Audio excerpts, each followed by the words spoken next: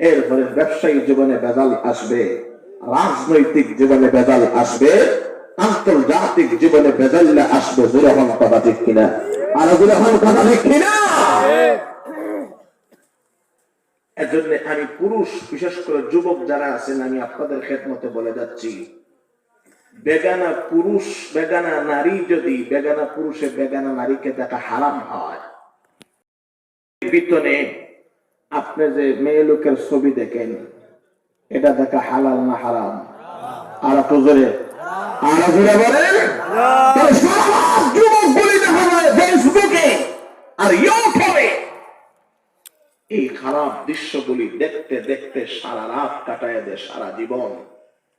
এমন যুবক বাংলার প্রত্যেকটা ঘরে ঘরে আছে না নাই? আরো জোরে বলা আছে না নাই? এটা হালাল? আরো জোরে বলেন।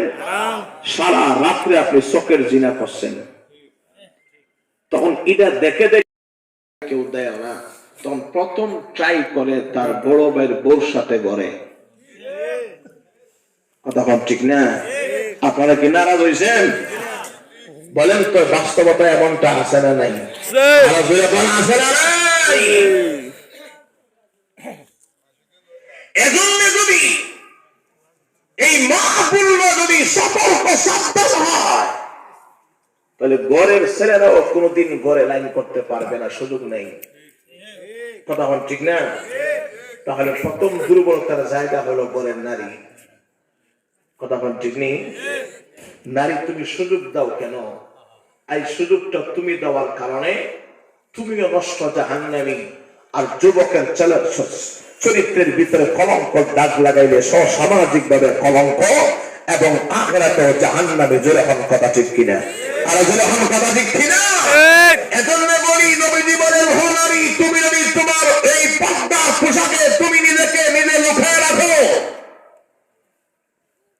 তাহলে আল্লাহর দয়া মায়া তোমার প্রতি থাকবে, রসুলের দয়া মায়া তোমার প্রতি থাকবে, ফেরেশতাদের পক্ষ থেকে মাগফিরাতের দয়া মায়া দোয়া তোমার প্রতি থাকবে। সামাজিক ভাবে বলেন, মুসল্লিদের দয়া মায়া ওই ফ্যামিলির প্রতি আছে না নাই?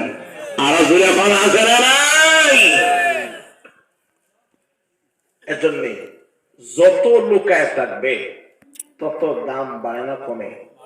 আর একটু জোরে বলেন। একটা বলেন তো দেখি, আপনারা স্বর্ণের দোকান দেখছেন নি? আপনারা গাঁর মাঝখানে স্বর্ণের দোকান আছে? কি তৈরি আছে? আপনারা গাঁর মাঝখানে